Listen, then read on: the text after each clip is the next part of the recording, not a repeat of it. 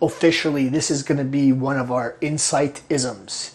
And you've already heard a lot of them before. These sort of sayings that I repeat over and over again that sort of define the style of coaching that we have here. But this one is playing off that activation energy that we talked about recently. And that's the frogs and the rocks. Frogs and rocks. I'm going to start saying that in a short form there, that you understand what I'm talking about. What I'm talking about is activation energy.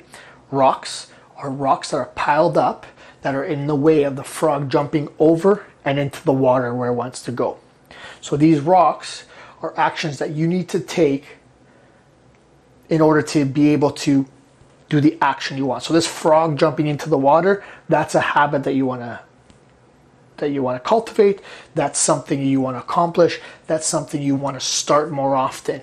And then there's a bunch of rocks in your way. These are actions you have to take in order for you to be able to jump. Now, the more actions you have, the less likely you're able to get this frog, this action to where it needs to be.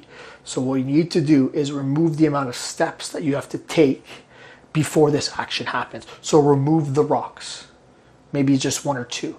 So that way it's slow enough that you can jump over the little hurdle and get going with your goal. And this action, this frog, can be exercise, and these rocks can be all the steps you have to take before you're able to do an exercise for that day. The rocks can be putting your shoes on, having an area to work out, having your equipment ready, having a plan to work on, everyone knowing your schedule when you're going to work out. So the more of these hurdles that you're going to get out of the way, these rocks piled up out of the way for this action to happen, the more likely it's going to happen. So I want you to start thinking, more frogs, less rocks. How are you going to do that?